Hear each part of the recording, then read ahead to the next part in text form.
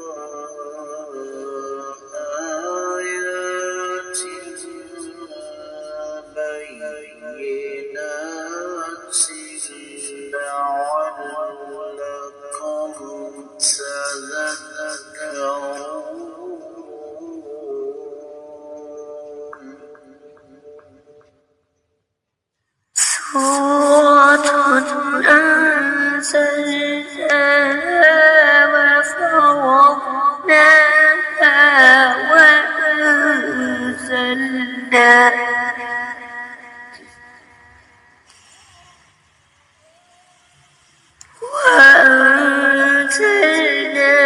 فيها آيات بينات لعلكم فيها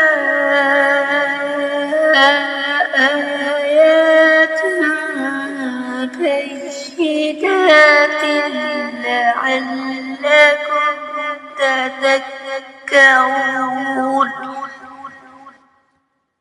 معزز خواتین و حضرات، اللہ ملک العلام رب الجلال والاکرام کی پاکیزہ کتاب قرآن مجید 18واں پارہ، سورہ مبارکہ کا نام النور، اور اس سورہ مبارکہ کو باقاعدہ طور پر ہم آج شروع کر رہے ہیں۔ اس کا آغاز ہو رہا ہے۔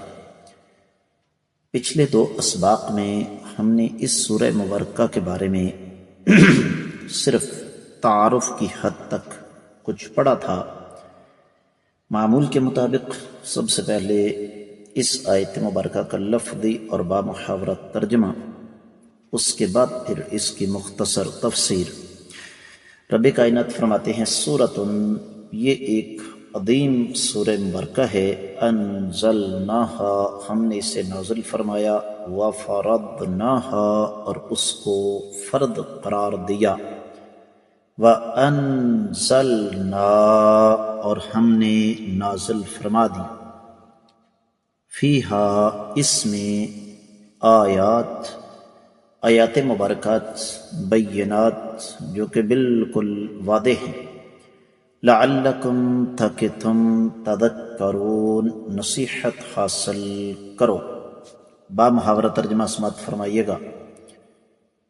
یہ ایک عظیم سورہ مبارکہ ہے جس کو ہم نے نازل فرمایا اور اس کو فرض قرار دیا،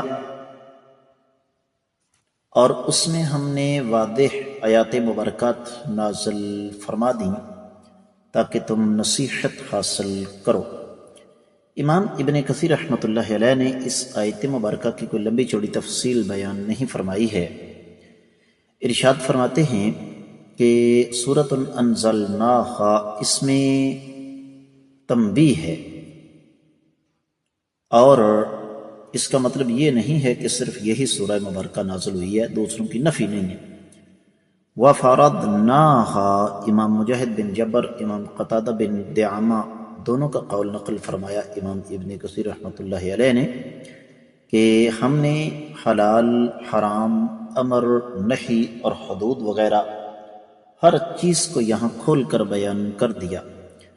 اور امام بخاری رحمۃ اللہ علیہ کا قول نقل فرمایا ہے امام ابن کثیر رحمۃ اللہ علیہ نے کہ اس کا معنی یہ ہے کہ فرضنا علیکم وعلی من بعدکم، تم پر اور تم سے بعد آنے والے لوگوں پر ہم نے اس کو فرض قرار دیا۔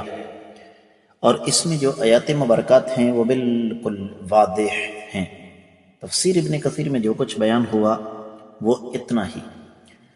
دیگر کتب تفسیر کا جائزہ لیا جائے تو اہل علم یہ فرماتے ہیں کہ سب سے پہلے وَفَرَضْنَاهَا، اس میں قراءات ہیں، ظاہر بات ہے میں اس طرف نہیں جاؤں گا، تو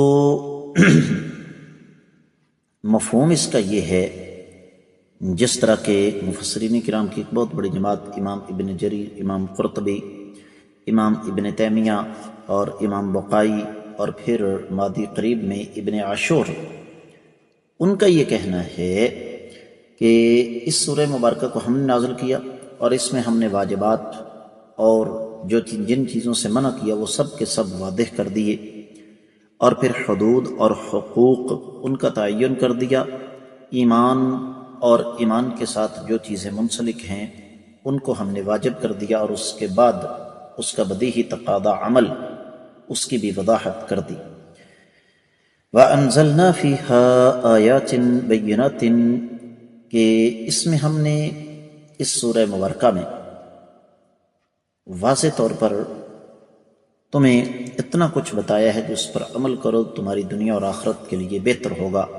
لعلکم تذکرون، تاکہ تم نصیحت حاصل کر سکو۔ اس سے پتہ یہ چلتا ہے کہ رب کائنات کی پاکیزہ کتاب قرآن مجید بنیادی طور پر نصیحت کے لیے نازل ہوئی ہے۔ تفسیر ابن کثیر کے بعد ہم چل رہے ہیں دیگر کتب تفسیر کے ساتھ، تو اہل علم نے خاص طور پر وحدت تفسیر میں یہ لکھا ہے کہ یہ عظیم سورہ مبارکہ ہے، اللہ تعالیٰ نے اپنے بندوں پر بطور رحمت نازل فرمائی ہے، اور اس میں اللہ تعالیٰ نے بہت سارے احکامات جو ہیں وہ ہمارے سامنے رکھے، اور سورت کا لفظ قرآن کے ایک جز پر بولا جاتا ہے جس میں کافی ساری آیات مبارکات ہوتی ہیں جس کی ابتدا اور انتہا ہوتی ہے، اور پھر اس سورہ مبارکہ کا خاص طور پر آغاز ہوا ہے لفظ سورہ کے ساتھ۔ پورے قرآن میں کسی اور سورہ مبارکہ کا آغاز ان الفاظ سے نہیں ہوا۔ اس کی وجہ یہ ہے کہ معاشرے کو بے حیائی سے بچانے کے لیے اس سورہ مبارکہ میں 10 چیزوں کا تذکرہ رب کائنات نے بیان کیا ہے، واضح فرما دیا ہے۔ بات کو اختتام کی طرف لے جاتے ہیں، اور آخری بات جو میں یہاں پر آپ کی خدمت میں رکھنا چاہوں گا وہ یہ کہ بعد اہل علم نے اس سورہ مبارکہ کی سابقہ سورہ مبارکات کے ساتھ ایک مناسبت ذکر کی ہے۔ ظاہر سی بات ہے ہم اس پر کوئی لمبی چوڑی بات اس وجہ سے نہیں کرتے کہ یہ وقت کے ساتھ ساتھ چیزیں ہمارے سامنے آتی جائیں گی اللہ تعالیٰ کی توفیق سے، اور ہم ان کو واضح کرتے جائیں گے۔ لیکن اہل علم کی ایک بہت بڑی جماعت اس طرف گئی ہے کہ یہاں پر جو رب کائنات نے لفظ سورتن استعمال فرمایا ہے اس میں ایک نہیں دو نہیں کافی ساری بالغ حکمتیں ہیں، اور ان میں سے ایک یہ بھی ہے کہ جس طرح ہر پھول کی اپنی ایک خوشبو ہوتی ہے، بعین ہی ہر سورہ مبارکہ کا اپنا ایک مزاج ہوتا ہے، تو رب کائنات دراصل سمجھانا یہ چاہتے ہیں کہ یہ سورہ مبارکہ دیگر سورہ مبارکہ سے کافی منفرد، ممتاز اور الگ ہے۔ اب مزید اس پر انشاءاللہ ہم بات کریں گے۔ آنے والے اسباق میں آج کے سبق سے اجازت دیجیے۔ السلام علیکم ورحمۃ اللہ وبرکاتہ۔